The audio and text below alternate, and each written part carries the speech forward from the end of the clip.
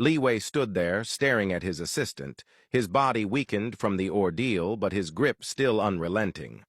The man in front of him no longer resembled the humble, obedient assistant who had always followed his instructions without question.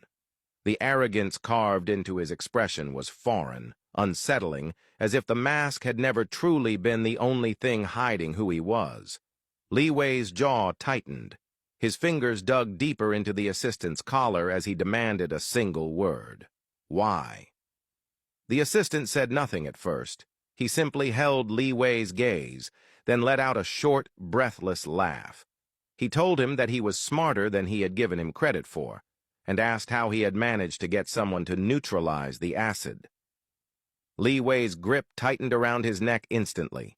His voice dropped, laced with ice, his dark eyes boring into him as he demanded answers. Why he had killed his family, why he had made him endure years of torment, who he really was, what he wanted, why he had done any of it. The assistant laughed again, struggling to breathe through Liwei's hold. He told him this was bigger than he thought, bigger than him, that he had no idea who he was dealing with, that despite everything, Liwei was still just a child. The words pushed Liwei over the edge. His rage exploded as he forced the assistant's head beneath the water. The man thrashed violently, his body convulsing as he struggled for air. Liwei held him there unmoved, watching the bubbles rise until the resistance weakened. Then he yanked him back up, water cascading from his face, his breath broken and desperate. Liwei stared at him, his eyes burning, and told him to speak. The assistant didn't. Liwei submerged him again. This time, he held him under longer, much longer. When he finally dragged him back up, the assistant was barely breathing, his body trembling as he gasped for air. With shaking fingers, he discreetly pressed a button in his hand, triggering an alert to the guards, realizing Liwei was truly going to kill him.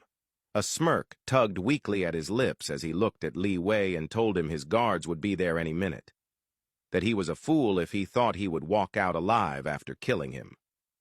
Liwei laughed softly. He leaned in close, his voice barely above a whisper, and told him that he was always 10 steps ahead. Gunshots echoed from outside. Liwei straightened and looked back at him, telling him that those were his men dealing with his so-called guards. Before the assistant could react, Liwei reached into the water and grabbed a submerged chain. He wrapped it tightly around the assistant's neck and dragged him out, the metal biting into his skin as he choked. Liwei forced him into a chair, the chain still secured, his breathing shallow and panicked. Leaning in again, Liwei told him that he was going to make sure he died a slow, painful death. That tonight, he would finally understand why those who had witnessed his ruthlessness called him the devil himself. His eyes darkened further as he tightened the chain, pouring all his strength into it.